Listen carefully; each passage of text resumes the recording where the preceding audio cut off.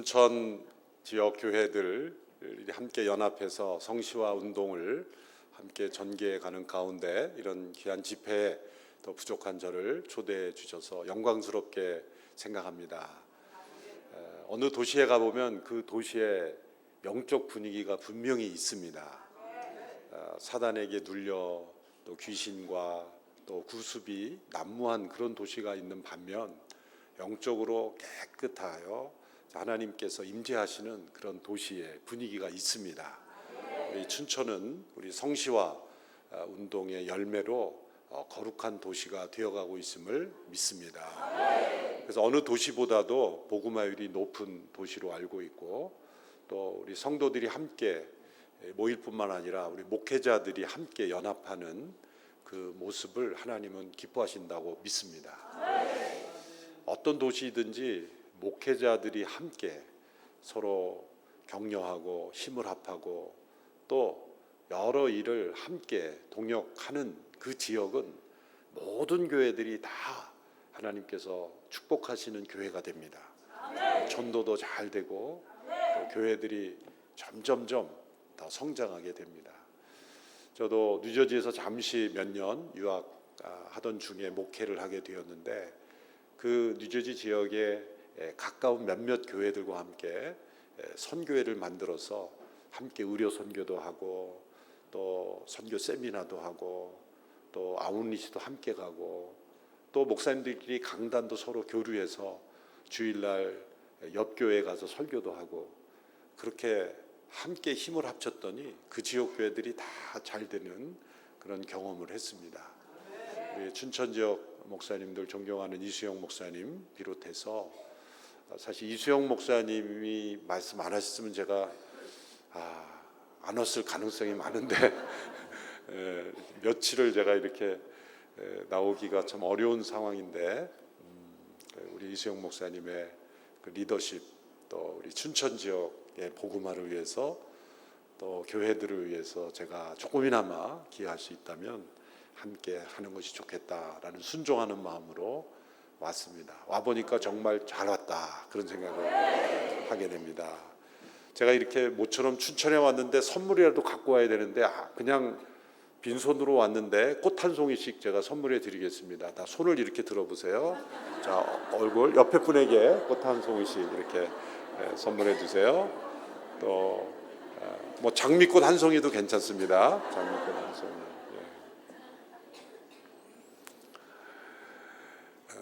제가 4일 동안 전할 메시지의 주제는 새 아침을 여는 믿음이라는 주제를 잡아보았습니다. 와보니까 순복음 춘천교회 주제와 똑같네요. 날마다 새로워지는 교회. 진정한 믿음은 매일매일이 새롭습니다. 또 믿음이란 항상 살아있는 오늘의 믿음이 되어야 합니다. 세상의 모든 지식이나 기술은 소위 전문가 혹은 달인이라는 것을 만들어냅니다. SBS에서 방송하는 생활의 달인, 가끔 여러분 보신 적이 있죠? 보면은 10년, 20년, 30년 이상을 반복해서 어떤 직종에 종사하다 보면 눈 감고도 하고 그냥 안 보고도 던져도 들어가고 뭐 그런 기술이 형성이 되는 거죠. 정확하게 그 일을 해낼 수 있는 능력이 형성이 됩니다. 전문가가 되는 거죠. 어떤 직종이든 전문가가 생겨납니다. 또 어떤 기술이든 달인이라는 영역이 생겨납니다. 그런데 믿음에는 달인이 없습니다. 어제까지 잘 믿다가도 오늘 안 믿으면 그냥 없는 거예요, 믿음이. 어저께까지 평생을 잘 믿다가 또 오늘 불신앙으로 살아가면 그냥 불신앙이 되는 거지, 내가 어제까지 잘했는데 자동으로 믿는 경우는 없어요. 그러니까 믿음은 날마다 현재형이어야 됩니다. 그래서 어떤 분들은 믿음이 과거 추억 속에, 기억 속에 남아있는 분들이 있어요. 내가 한때 성경 공부 열심히 했지, 내가 한때 열심히 봉사했지. 과거를 추억하면서 예전에 내가 얼마나 믿음이 뜨거웠는가를 생각하는 것, 그건 믿음이 아닙니다. 추억일 뿐입니다. 오늘 내가 믿음 안에서 새로워지는 경험이 없다면, 또 오늘 하나님과 동행하는 경험이 없다면 그것은 믿음이 없는 겁니다. 그건 직분과도 상관이 없습니다. 그래서 때로 교회가 어려워지고 힘들어지는 것은 믿음 생활을 평생을 교회 안에서 섬기고 봉사하고 헌신했던 분이 갑자기 믿음이 없어질 때 교회가 어려워지는 거예요. 지난주 나온 새 가족이 교회 어렵게 하는 거 봤습니까? 새신자가 뭘 알아서 교회를 어렵게 합니까? 내가 교회 처음 나봤는데 교회 이래서는 안 되겠습니다 그러고 휘젓고 다니는 사람은 없어요. 적어도 10년, 20년, 30년 그래도 믿음 생활하고 헌신하고 교회를 익숙하게 아는 분들이 어제까지는 분명히 믿음이 있었는데 오늘 믿음이 없으면 불신앙으로 자신의 믿음도 버리고 때로는 교회를 시험에 들게 하고 하나님의 영광을 가리는 그런 역할을 할 수도 있는 겁니다. 그래서 믿음은 언제나 오늘의 믿음이어야 한다.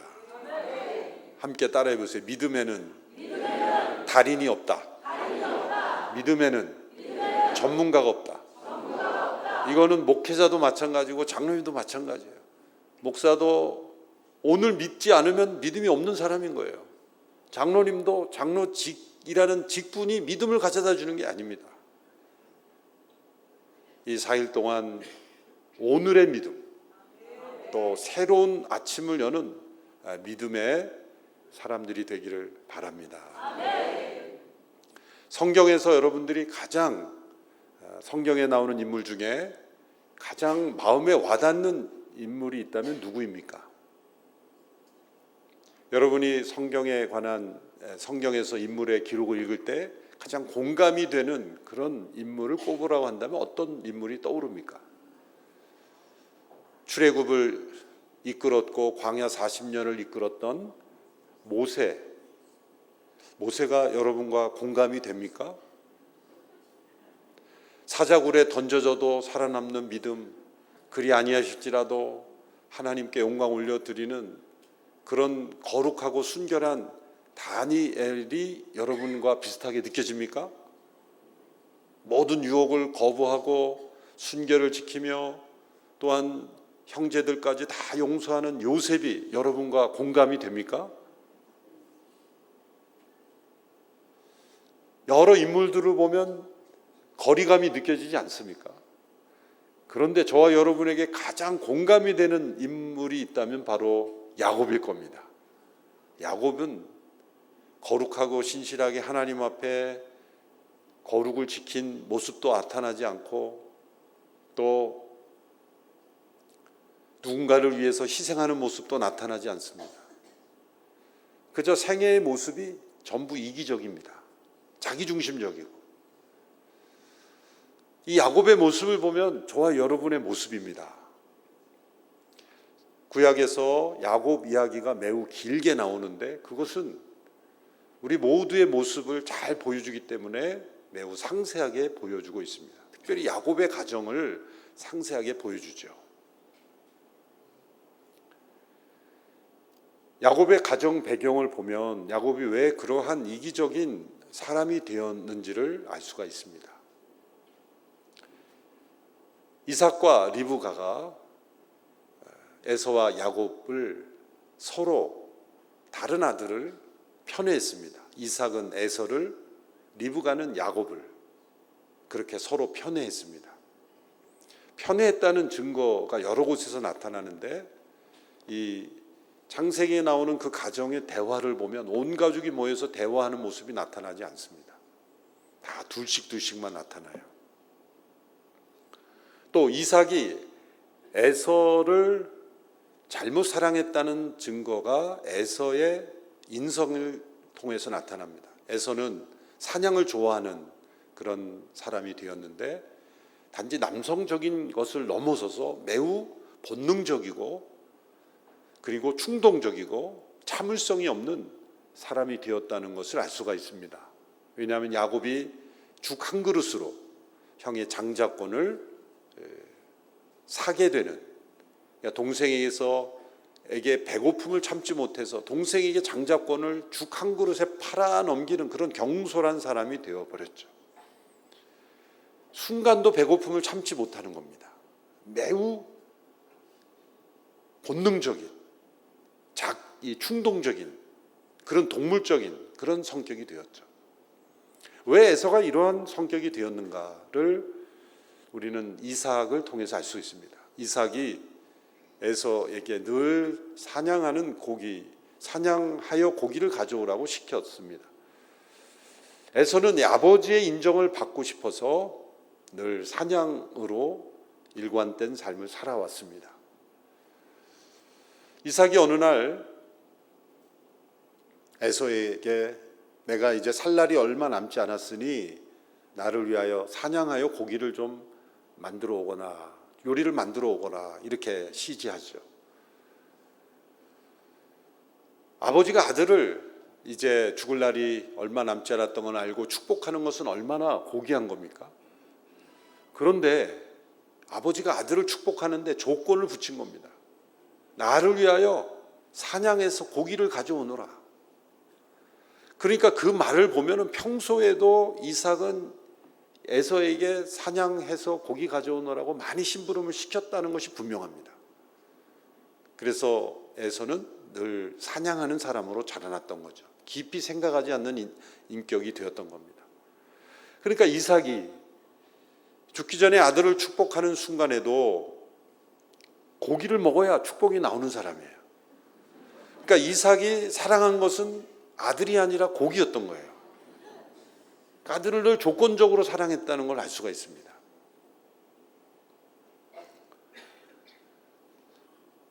또한 그 이야기를 리브가가 엿듣습니다. 부부관계도 깨어졌습니다. 남편으로부터 직접 듣지 못하고 엿듣습니다. 그러니까 이 모습을 보면 평소에도 리브가는 남편이 누군가를 부르면 장막 뒤에서 항상 엿들었다는 거죠. 그러니까 부부간의 대화가 깨어진 관계라는 걸 알 수가 있습니다. 리브가는 남편을 속이고 자신이 더 사랑하는 야곱이 그 축복을 받도록 하겠다고 작심을 합니다. 그래서 야곱을 불러서 아버지가 에서를 축복하려고 하니 그 축복은 너가 받아야 된다. 아니 제가 어떻게 받습니까? 너가 에서로 분장하면 돼. 아버지의 눈이 어둡지 않니? 아니 형은 몸에 털이 많은데 저는 매끈한데 어떻게 그렇습니까? 빨리 내가 시키는 대로 해. 내가 요리를 할 테니까 너는 내가 시키는 대로 해. 그래서 야곱의 몸에 에서처럼 털로, 염소털로, 양털로 분장을 합니다. 그리고 에서가 오기 전에 고기 요리를 해서 이삭에게 들여보내죠. 아버지 에서입니다. 아버지가 원하시는 고기를 잡아왔습니다. 이걸 드시고 저를 축복해 주세요. 이삭이 이상하게 느낍니다. 이상하다. 목소리가 야곱인데 좀 이상하니 가까이 와보라. 내가 에서인지 정말 확인해 보고 싶다. 그래서 이 의심이 든 거죠. 가까이 몸을 만져보니 털이 수북하니 에서 같아요. 그러니까 이삭이 이렇게 말하죠. 이상하구나. 목소리는 야곱인데 몸은 에서로구나. 이런 바보 같은 아버지가 어디 있습니까? 사람 털과 염소 털도 구분하지 못하고 또 목소리가 야곱이면 야곱이지. 목소리는 야곱인데 몸은 에서로구나. 이렇게 둔한 이삭으로 인해서 평소에도 리브가가 그 남편을 여러 번 속였을 겁니다. 이게 처음은 아닐 겁니다. 그러니 담대하게 그런 거짓말을 하죠. 그러니까 영적으로 어두워 있는 겁니다, 이삭이. 그리고 큰아들을 편애하는데 그 편애하는 이유가 자기에게 고기를 자주 가져다 주니까. 그래서 사랑하는 거예요. 그래서 아들이 그렇게 된 거예요. 동물적인, 감각적인 인정이 돼요. 반면에 리브가는 야곱을 편애하였죠. 왜 리브가가 야곱을 편애했을까요? 그것은 심리적으로 분석하면 남편에게 받지 못한 사랑을 아들에게로부터 충족하려고 한 거예요. 그런 가정 의외로 많습니다. 아들 있는 가정이 남편으로부터 사랑받지 못하면 아들이 남편의 대체제로 그렇게 생각을 해요. 그래서 그런 시어머니는 아들이 결혼하면 며느리가 경쟁자예요. 며느리를 질투해요. 그래서 아들에 관한 소식은 자기가 제일 먼저 알아야 되고 시시콜콜 알아야 되고, 그래서 며느리들이 이사가고 아파트 이름 안 알려주고 해외로 도망가고 그러는 거예요. 비밀번호 바꾸고. 이 리브가는 이삭에게서 받지 못한 사랑을 아들에게서 받으려고 한 거예요. 그러니까 그런 사랑을 받으니 또 제대로 될 리가 없어요. 이 야곱은 그래서 자기만 아는 매우 이기적인 그 엄마 품속에서 건강한 사랑을 받지 못하고 편협한 사랑을 받음으로 인해서 매우 이기적인 사람이 되는 거예요. 원래 야곱은 태어날 때부터도 엄마 뱃속에 있을 때 이 에서와 더불어 서로 다투었죠. 씨름을 했죠. 그리고 태어날 때 에서의 발꿈치를 잡고 태어나서 발꿈치를 잡은 자라는 이름으로 야곱이라고 이름 붙여진 거잖아요. 발꿈치를 잡고 태어난 이유가 뭘까요? 본능적으로 나는 동생이 되기 싫어, 나는 같이 태어났어 라고 주장하고 싶은 거죠. 움켜쥐는 인생, 그런 DNA가 있는 야곱을 더 이기적으로 그렇게 만들어서 팥죽 한 그릇 형의 장자권을 가로채고 엄마와 함께 아버지를 속이고 그 축복의 기도를 가로채는 그러한 사람이 되어버린 겁니다. 그래서 형 에서의 위협을 피해 이제 삼촌 라반의 집으로 도망해야만 했던 것입니다.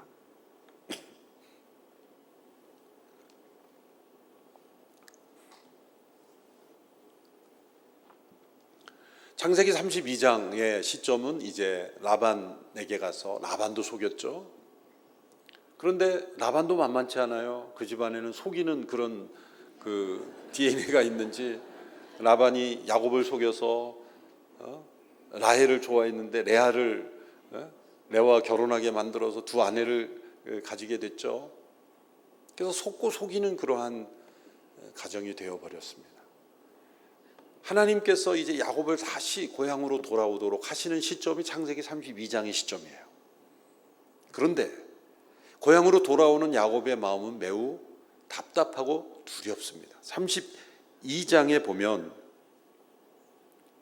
32장 7절에 보면 이렇게 되어 있습니다. 야곱이 심히 두렵고 답답하여 자기와 함께한 동행자와 양과 소와 낙타를 두 떼로 나누고 이르되 에서가 와서 한 떼를 치면 남은 한 떼는 피하리라 하고 그랬습니다. 심히 두렵고 답답한 것은 정탐꾼을 보냈더니 에서가 400명의 군사를 이끌고 오고 있다는 소식을 들었기 때문에 두려운 겁니다.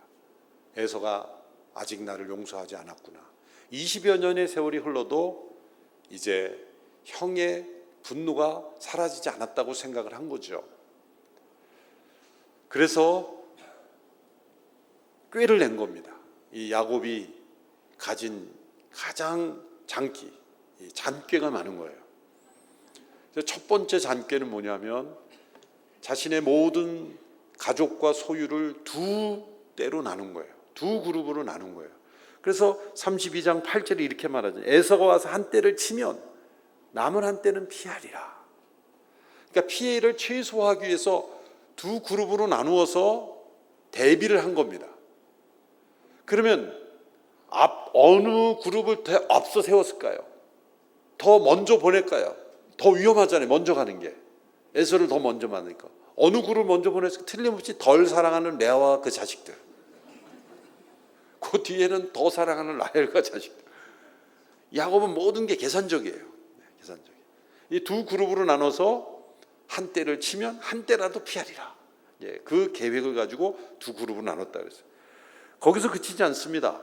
550마리의 이 양과 소와 이 동물들을 준비합니다. 그래서 550마리를 한 번에 보내는 게 아니라 또 여러 그룹으로 나눕니다. 왜 그랬을까요? 먼저 첫 번째 그룹을 보내서 마음이 풀리면 나머지는 안 줘도 되잖아요. 무슨 건지 아시겠어요? 한 번에 다 보내버려가지고 마음이 안 풀리면 그냥 끝나는 거잖아요. 그러니까 그런데 다 보내면 아깝잖아요 또. 그러니까 여러 그룹으로 나눠서 조금 보내서 마음 풀리면 그걸로 끝내려는 거죠. 그래서 안 풀리면 또 보내보고 이렇게 그것도 잔꾀를 가지고 이제 어떻게 하면 적게 주고 마음을 풀까? 이거는 선물이 아니죠. 선물이 아닙니다. 이거는 뇌물에 가깝습니다. 선물로 마음을 풀어보려고 뇌물이에요. 진정 형을 사랑하는 마음으로 준비한 이 성경에는 예물이라고 했지만 사실은 예물이 아니라 뇌물입니다. 선물과 뇌물의 차이를 아시죠? 선물은 테이블 위에서 받는 거고 뇌물은 테이블 밑에서 받는 거고. 선물은 현재 위치가 없어도 받을 수 있는 거고 뇌물은 현재 위치가 없으면 못 받는 거는 뇌물이고. 제가 해석하는 선물과 뇌물의 차이는 선뜻 주는 게 선물이고 뇌를 굴리면서 주는 게 뇌물. 지금 야곱은 뇌를 굴리면서 지금 주고 있어요. 뇌물도 준비했어요. 또 기도도 했습니다. 기도도 했어요. 32장 9절에 보면 이렇게 기도합니다. 내 조부 아브라함의 하나님, 내 아버지 이삭의 하나님 여호와여, 주께서 전에 내게 명하시기를 내 고향 내 족속에게로 돌아가라. 내가 은혜를 베풀리라 하셨나이다. 나는 주께서 주의 종에게 베푸신 모든 은총과 모든 진실하심을 조금 더 감당할 수 없사오나 내가 내 지팡이만 가지고 이 요단을 건넜더니 지금 두 때나 이루었나이다. 내가 주께 간구하오니 내 형의 손에서 에서의 손에서 나를 건져내시옵소서. 내가 그를 두려워하면 그가 와서 나와 내 처자들을 칠까 겁이 나기 때문이다. 이렇게 기도한 거예요. 기도도 했습니다. 제가 기도도 했다는 말을 쓴 것을 유념하시기 바랍니다. 그것은 자신의 잔꾀를 다 생각하고 어떻게 하면 에서가 공격하면 피해를 최소화할까, 또 어떻게 하면 뇌물로 에서의 마음을 좀 풀어볼까, 그런 잔꾀도 많이 가지고 있으면서 기도도 하는 거예요. 야곱은 하나님을 모르는 사람이 아니었습니다. 베델에서 하나님도 만나고 이렇게 하나님께서 다시 고향으로 돌아가라 하는 음성도 들은 하나님을 아는 백성이었습니다. 그러나 전적으로 하나님을 의지하는 믿음의 사람은 아니었다는 겁니다. 우리도 그러한 신앙의 상태일 때가 있습니다. 하나님을 믿긴 믿습니다. 그러나 전적으로 믿지는 않습니다. 죄송합니다. 제가 오늘 설교를 5번째라서 좀 목이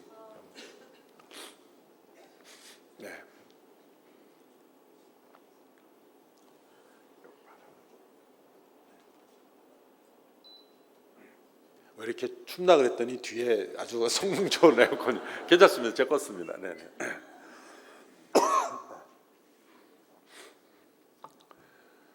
어디까지 했죠? 네. 기도도 했습니다. 기도도. 사실 우리의 신앙의 수준을 보면 어떤 문제가 생겼을 때 제일 먼저 기도하고, 기도 많이 살 길이라는 태도보다는 우리의 생각과 계획대로 다 해보고 나서 안 되면 그때 가서 이렇게 말하죠. 이제는 기도밖에 없어. 물론 그렇게 기도하는 것도 믿음이죠. 그렇죠. 그래서 평소에 새벽기도 전혀 안 나온 분이 나오기 시작하면 무슨 문제가 있구나. 그럼 그분은 이렇게 이제는 기도밖에 없습니다. 그것도 귀한 신앙이에요. 그렇죠. 그런데 바꾸어가지고 어떤 문제를 부딪혔을 때 제일 먼저 기도가 최선이고 최우선 전략이 믿음까지 나간다면 얼마나 좋았을까. 야곱은 지금 자신의 꾀로 다 해보고 안 되면 그때 기도하는 거예요. 사실 그렇게라도 기도하는 게 기도하지 않는 사람보다는 귀한 믿음이죠. 그렇죠? 그걸 제가 정죄하는 게 아니에요. 그렇다고 이제 문제 생겨도 새벽기도 나오지 않고 그러지면 안 돼요. 그때라도 나와야죠. 그런데 야곱은 그 수준에 머물렀다는 거예요. 거기서 머무르면 안 된다. 기도도 했어요. 그런데 야곱만이 아는 잔꾀가 숨어 있었어요. 그게 뭘까요? 다 야복강을 건너게 하고, 그게 22절입니다. 밤에 일어나 두 아내와 두 여종과 11아들을 인도하여 야복나루를 건널세. 23절에 그들을 인도하여 시내를 건너가게 하며 그의 소유도 건너가게 하고, 다 건너가게 하고, 그 다음에 24절에 야곱은 홀로 남았더니. 자, 야곱이 왜 홀로 남았을까요? 우리가 피상적으로 성경을 읽으면 혼자 기도하기 위해서. 아닙니다. 야곱을 잘못 보신 겁니다. 물론 뒤로 가면 이제 기도를 합니다. 그러나 이 시점에서는 야곱이 기도하기 위해서 남은 게 아닙니다. 퀴즈. 야곱은 왜 홀로 남았을까요? 네? 네? 네, 그렇죠. 역시 찬양대가 정답을 잘 맞춥니다. 만일 무슨 일이 앞에 생기면 자기만은 살려고. 정답입니다. 기도하기 위해서? 그러면 맨 앞에서는 기도 못합니까? 거기 다 야복강을 건너고 나서 거기에 무슨 야복 기도원이 있습니까? 남을 이유가 없는 거예요. 더군다나 지금 에서가 자기와 자기 가족들을 공격한다고 지금 생각하고 두려워하고 있잖아요. 그래서 뇌물도 준비하고 두 대로 나눴으면, 여러분 남자라면, 가장이라면 어디에 있어야 됩니까? 제일 앞에 있어야죠. 근데 지금 야곱은 제일 뒤에 있는 거예요. 아마 가족들에게는 대충 둘러댔을 거야. 나 지금 뒤에서 처리할 일이 있으니까 먼저 가. 무슨 처리할 일이 있어요? 이게 야곱의 인성이에요. 얼마나 이기적입니까? 그러나 우리가 야곱을 비난하지만 우리가 살아가다 보면 우리가 얼마나 이기적인지를 알려면 아파보면 알아요. 아프면 사실 자기밖에 안 생각 안 하게 돼요. 저도 결혼 10년 차 정도 됐을 때 아내가 저한테 당신 참 이기적이야 그랬어요. 깜짝 놀랐어요. 내가 얼마나 착한 남자인데. 교회에서도 착하다고 그러는데 이기적이라니까 이해가 안 나요. 그러니까 가만히 생각해 보니까 두 애 키우느라고 정신이 없고 힘든데 저는 교회 사역하고 그냥 힘들다고 그냥 나만 알았던 거예요. 제가 잊혀지지 않는 그 장례식이 있었는데 어느 중년 남성이었어요. 근데 아내가 돌아가신 거예요. 50대 정도 됐을 거예요. 남자가 그렇게 우는 거 처음 봤어요. 뭐 장례식장에서 그냥 엉엉 소리 내서 우는 거예요. 그러니까 뭐 어떻게 위로도 못하고 예배 드리기도 힘들고, 아내를 이렇게 사랑했구나. 그래서 감동이 오는 거예요. 근데 그분이 그냥 울기만 한 게 아니라 자꾸 이렇게 혼잣말을 내뱉었어요. 근데 혼잣말이 뭐냐면, 이제 나는 어떻게 살아? 나는 어떻게 살아? 그래서 당연히 그러죠. 이제 당신 없으면 난 어떻게 살아? 그게 일종의 사랑하는 사람에 대한 표현이죠. 그렇잖아요. 근데 이분이 시종일관 나는 어떻게 살아? 자기 얘기만 하는 거예요. 그래서 제가 의심이 드는 거예요. 이분이 진짜 아내를 슬퍼하는 건지 아니면 자기 인생 걱정하는 건지 조금 의심이 되는 거예요. 그렇잖아요. 그런데도 저는 그 슬픔, 아내에 대한 슬픔의 표현이겠지. 그리고 이제 왔는데 장례가 끝나고 충격적인 소식을 들어서 한 달도 안 돼서 재혼했다는 거예요. 이런 세상에 제 의심이 사실이었어요. 그분을 제가 비난하는 게 아니죠. 그분도 신앙인이고 훌륭한, 뭐 재혼을 제가 비난하는 것도 아니고, 사별하고 재혼한 분이 혹시 상처받지 말기 바랍니다. 한 달은 너무했죠. 한 달은. 게다가 그렇게 울지나 말지. 근데 그게 우리의 본성이에요. 야곱이 지금 다 건네놓고 앞에서 무슨 일이 생기면 다른 한때는 피하리라 그런 생각을 하는데 자기만은 살겠다고 제일 안전한 데에 있는 거예요. 이게 야곱의 정말 이기적인 모습이에요. 천국에서 야곱 할아버지가 네가 내 마음을 알아? 왜 그렇게, 제가 증거를 댈게요. 조금만 기다리세요. 제가 고등학교 때 이 미션 스쿨 다녔는데 그 학교에서 1년에 한두 차례 신앙 수련회를 했어요. 교회에서. 그때는 기독교 학교를 철저하게 했는데 그때 간증 들었던 게 김신조 씨. 68년도에 제가 태어난 해인데 그 청와대 습격 사건이 있었죠. 무장공비가 청와대까지 쳐들어온 때가 있었죠. 근데 국군에게 발각돼서 다 몰살당했는데 김신조지만 살아남은 이유가 뭐냐면 그때 간증하는 거예요. 자기가 회개하면서. 나중에 이분이 목사도 됐죠. 자신은 경험이 많아서 저 앞에 국군들이 숨어 있다는 걸 알았다는 거예요. 근데 부하들은 모르는 거예요. 그래서 이 사람이 어차피 다 죽는 거, 나라도 살아야 되겠다고 생각해서 저리로 도망가라 하고 방패막이로 자기가 도망간 거예요. 그거를 자기가 고백하면서 내가 이런 죄인입니다. 나 살자고 부하들을 방패막이로 하고 내가 살았다. 근데 어차피 사실 다 죽었을 거예요. 그렇지만 그 순간에 자기는 끝까지 살아보겠다고 그렇게 아이고 죄송합니다. 제 손이 마이너스의 손이라서 하루에 하나씩 마이너스인데 오늘 여기서 마이너스가 된 거예요. 저희 집에서는 저를 마이너스의 손이라 그래요. 하여튼 만지면 한 가지 뭔가 문제가 생겨요. 그 회개하는 것을 제가 이제 들었던 기억이 나요. 지금도 기억이 나요. 야곱이 바로 그런 계획을 세운 거예요. 자기만 하는. 그런데 하나님이 그 마음을 아시죠. 그래서 홀로 남았더니 라고 나온 말씀, 그 다음이 어떤 사람이 나리 새도를 야곱과 씨름하다가 나오는 거예요. 어떤 사람이 나타나서 야곱에게 싸움을 건 거예요. 야곱은 처음에 에서가 보낸 어떤 자객인 줄 알았을 거예요. 이 싸움은 기도가 아니에요. 이건 물리적인 싸움이에요.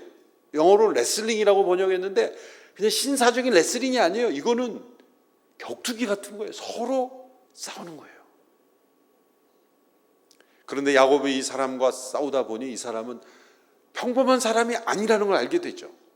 신적인 인간, 디바인 맨이라는 걸 알게 돼요. 하나님께서 때로 우리에게 나타나실 때는 그 사람의 상황과 형편에 따라 낮춰서 나타나십니다. 여호수아가 싸우는 군대 장관으로 있을 땐 군대 장관으로 나타나시고, 또 아브라함이 여행객으로 있을 때는 여행하는 세 사람으로 나타나시죠. 지금 야곱에게는 싸우는 자로 나타나신 겁니다. 왜 싸우는 자로 나타나셨을까요? 야곱이 전공이 싸움이기 때문에. 엄마 뱃속에서 형이랑 씨름했죠. 또 아버지와 이렇게 속이는 싸움했죠. 삼촌 라반과 씨름했죠. 그리고 지금 형 에서를 만나는 두려움 속에서 자기만을 살겠다고 지금 요단 야복강을 다 건네고 혼자만 남아 있는 겁니다. 그래서 하나님이 그에게 싸움을 걸어오신 거예요. 그런데 이 어떤 사람이 야곱의 허벅지 관절, 우리 개정 예전 번역에서는 환도뼈라고 그러죠. 허벅지 관절을 어긋나게 위골시켰어요.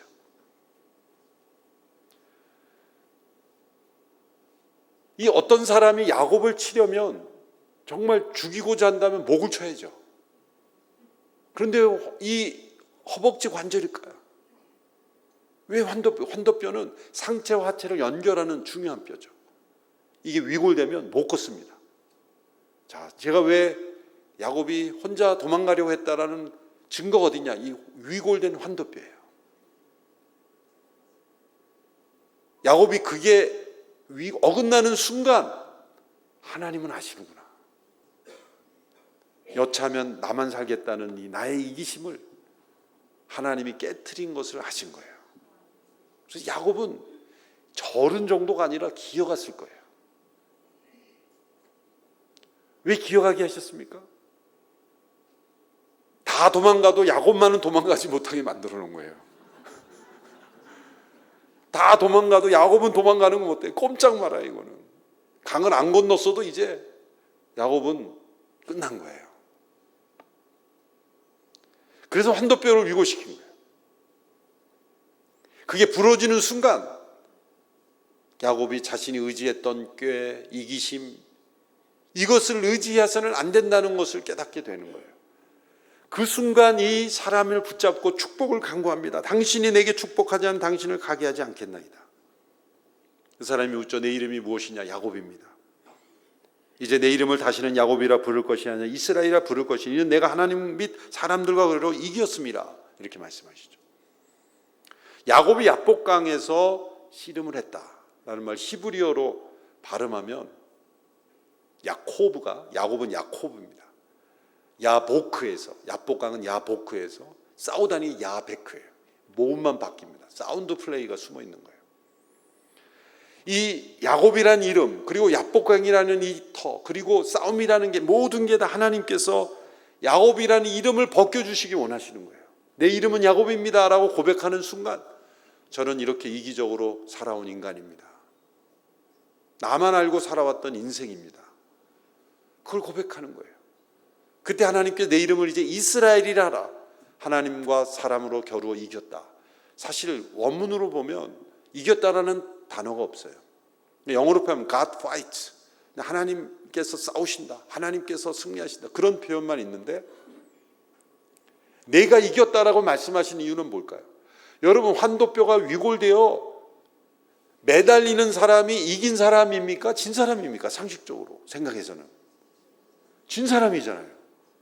지금 애원하고 매달리는 거는 야곱인데 내가 이겼다라고 말씀하시는 게 뭘까요? 이것이 중요한 영적 비밀을 우리에게 알려주는 겁니다. 우리에게 믿음이 새로워지는 그 계기가 무엇인지를 알려주는 겁니다. 우리가 우리의 이기심, 우리의 잔꾀, 우리 자신의 계획, 우리 자신의 욕심, 우리의 옛사람을 모두 십자가로 끊어버리고 하나님의 축복 없이는 저는 살 수 없습니다라고 매달리는 그 순간 하나님은 우리를 너가 졌다가 아니라 내가 이겼다. 너는 승리자다. 너는 이스라엘이다. 너는 이제 야곱이 아니라 이스라엘이라고 불러주시는 거예요.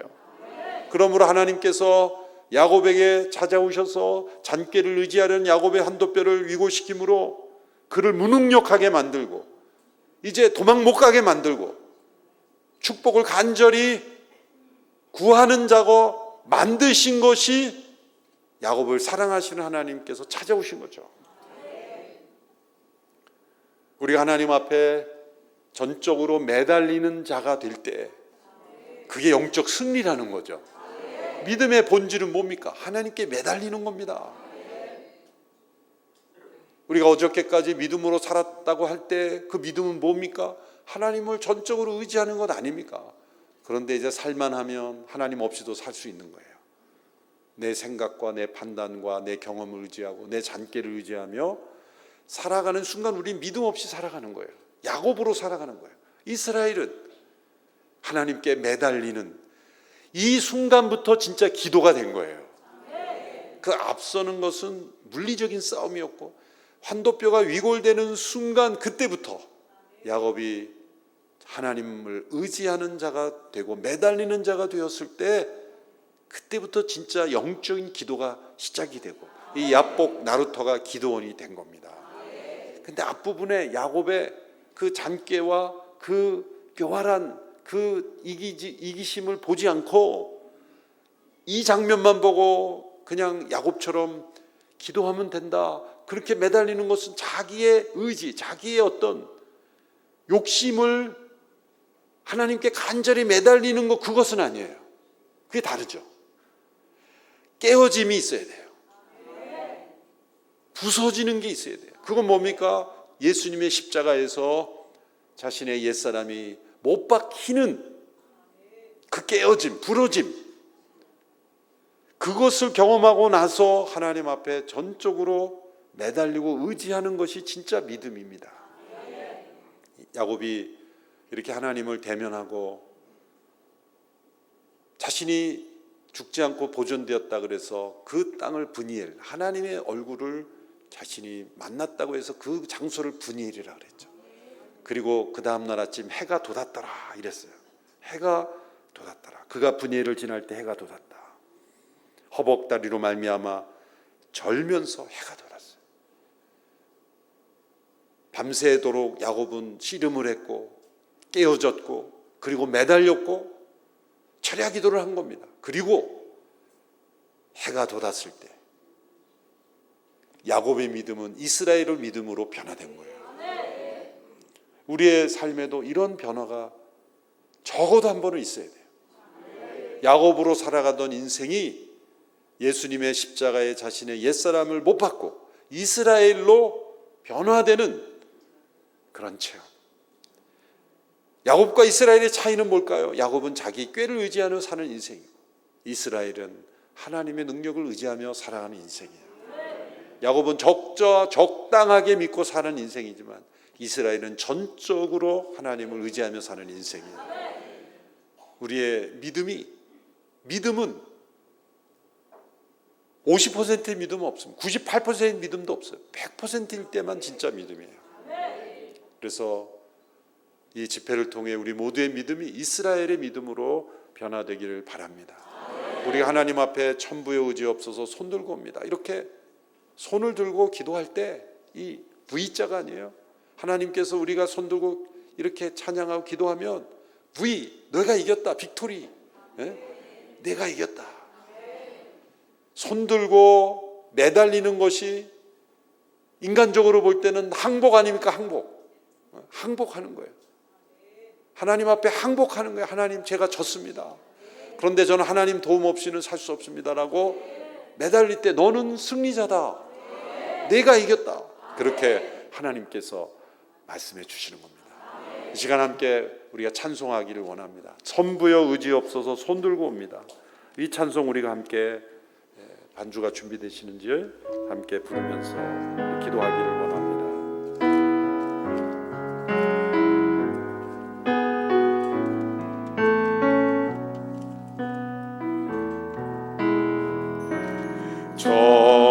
천부여 의지 없어서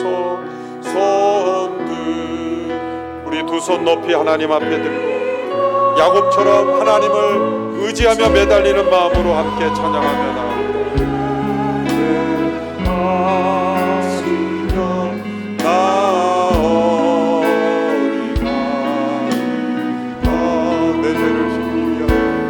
내 죄를 씻기 위하여 피 흘려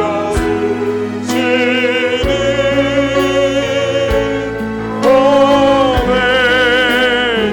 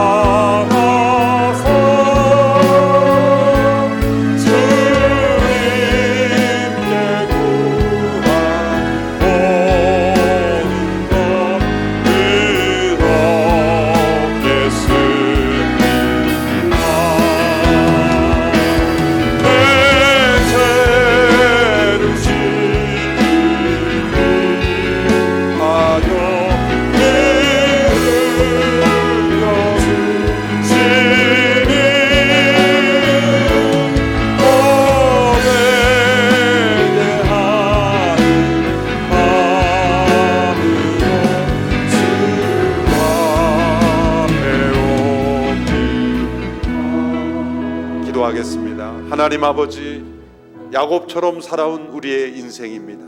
우리 인생에 찾아오셔서 때로 우리의 환도뼈를 위골시킴으로 우리의 잔꾀와 우리의 계획과 우리의 욕심과 우리의 죄악을 꺾으시고 우리를 이스라엘로 변화시켜 주시니 감사합니다. 이 밤에 하나님 없으면 살아갈 수 없는 인생, 하나님 의지하며 살아가는 인생이 되기를 원하여 야곱처럼 하나님께 매달리게 하시니 감사합니다. 이제 내가 이겼다, 그렇게 승리를 선포해 주시며 우리의 연약함 속에 하나님의 승리를 경험하게 하시니 감사합니다. 지금까지 믿음 생활 잘했다고 자만하지 않게 해주시고, 어떤 직분자라고 교회 생활에 익숙하다고 믿음이 있는 것처럼 살아갔던 우리의 모든 신앙을 회개하고 내일 아침 새로운 믿음의 아침을 맞이하게 하여 주시옵시고, 이제 오늘까지는 야곱으로 살았지만 내일 아침 이스라엘로 하루하루 믿음으로 전적으로 하나님 의지하며 살아가는 인생 다 되게 하여 주옵소서. 예수님의 이름으로 기도합나이다.